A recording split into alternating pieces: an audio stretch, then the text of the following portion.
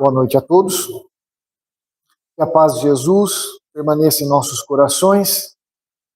Possamos ser amparados nesta noite para que a mensagem do Evangelho, esse convite da reflexão, ela possa estar presente em nossos corações, para que possamos refletir na nossa vida, na mensagem que Jesus nos traz, e assim começarmos a buscar com toda a sinceridade, com todo o ânimo, com toda a coragem, a vivência do Evangelho. O Rogério, no comecinho da fala dele, ele trouxe a data de agosto, né? Que é uma data comemorativa aqui para a nossa casa. E quando ele falou isso, eu estava me lembrando da data de ontem, 8 de julho. 8 de julho também é uma data muito comemorativa para o Espiritismo. Nesse ano, 2026, completamos 99 anos da primeira psicografia dada, que nós possamos agradecer a coragem desse irmão de pagar o preço que pagou para trazer para nós tudo que ele nos trouxe. Então é uma data que a gente não pode esquecer. Além da primeira psicografia do Chico, 8 de julho também, de 1941, é o prefácio do livro Paulo e Estevão. Quem nunca leu esse romance, não perca mais tempo, não perca essa oportunidade e comece essa leitura. É um livro que vale muito a pena estudarmos ele. Porque os livros espíritas, quando a gente fala para ler, na verdade é um convite para o estudo, né? Para a gente também observar a coragem desse nosso irmão Paulo, da sua transformação, da forma como ele conduzia a sua vida e como ele passou a conduzir após aquele episódio que todos nós conhecemos da estrada de Damasco, ele cai do cavalo. Então é uma leitura, né, para nossa reflexão, para nós também nos perguntarmos, né, porque Paulo, ele conheceu Jesus na estrada de Damasco, então podemos dizer, como Vinícius diz, né, na sua obra Em Torno do Mestre, ele fala que foi ali, naquele momento, que Jesus nasceu para Paulo. E aí nós temos que fazer uma reflexão, né? Quando Jesus nasceu para nós, se é que já nasceu no nosso coração. E fechando essas datas de 8 de julho de 1978, foi o primeiro dia que seu Toninho de Pádua veio aqui na Vila do Querosene, Jardim Galeto, fazer a distribuição de pão.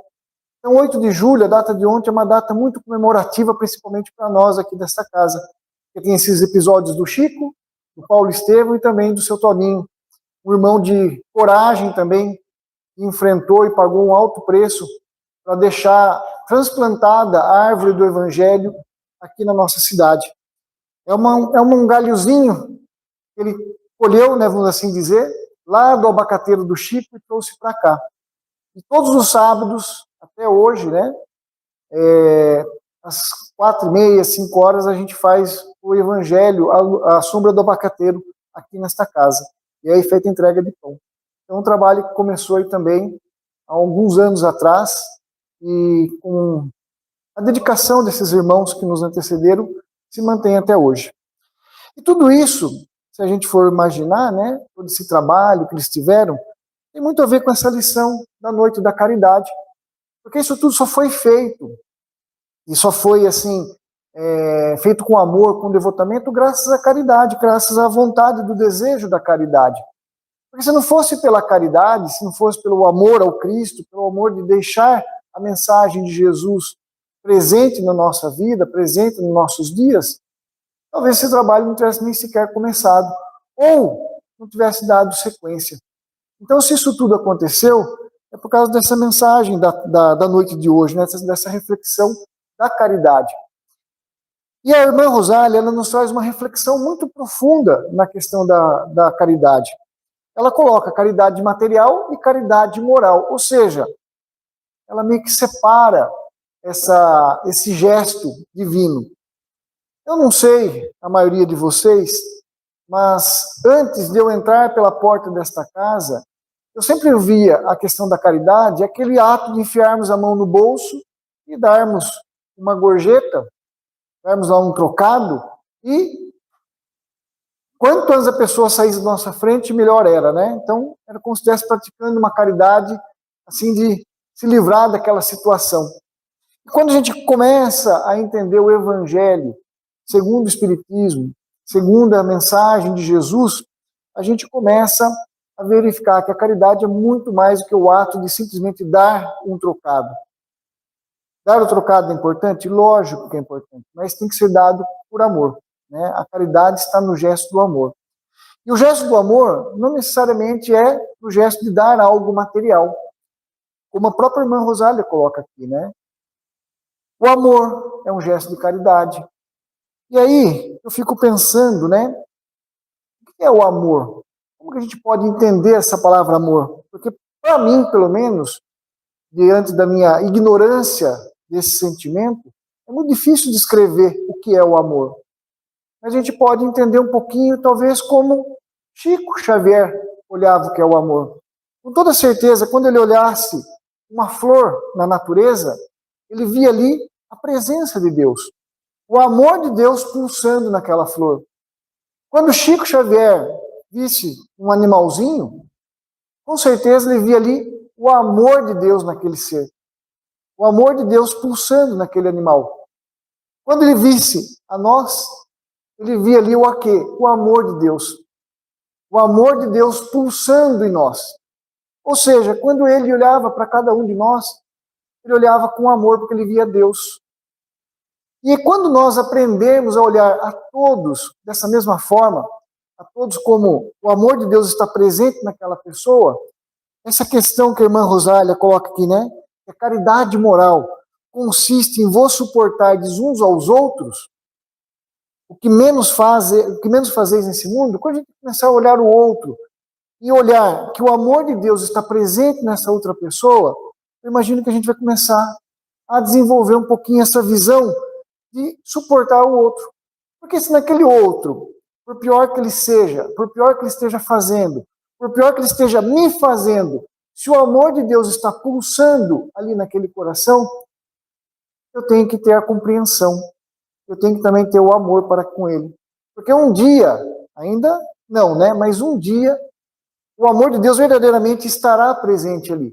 E ele estará agindo conforme o amor de Deus. E a mim, pelo menos, sempre quando eu me deparo com essa tema, caridade, eu sempre me recordo daquela questão do Livro dos Espíritos, a questão 886. E Kardec questiona como que Jesus entende a caridade. É uma pergunta profunda se a gente for pensar, né? Porque a gente fala muito da caridade, caridade, caridade, e aí Kardec questiona, como é que Jesus entende a caridade? E a resposta dos espíritos superiores, ela também é muito profunda, que quer grande reflexão da nossa parte. Benevolência para com todos, indulgência para com imperfeições alheias, perdão das ofensas.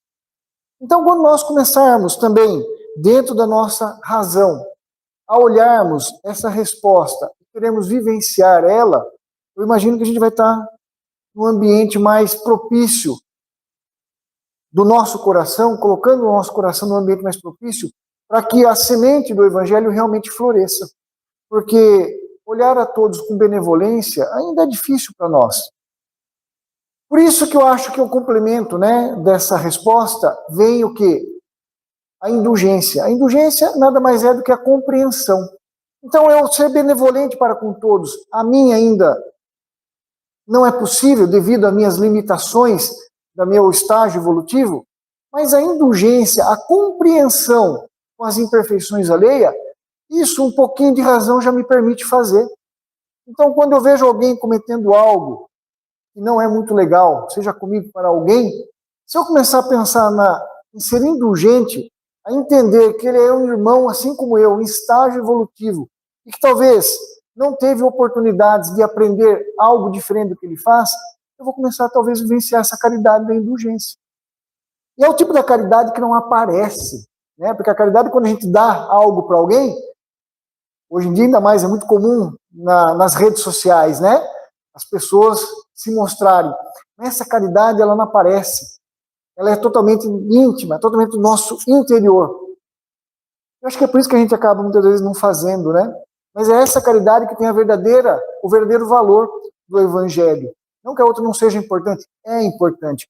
Mas essa caridade, nós olharmos a todos com indulgência, entendendo que é um filho de Deus, um irmão nosso, que está em estágio de evolução, assim como eu, e ele vai errar assim como eu erro, eu vejo que a gente vai começar a respirar com mais calma, né? A tirar essa ansiedade de querer essa perfeição extrema nos outros e trazer para a compreensão, trazer para a caridade.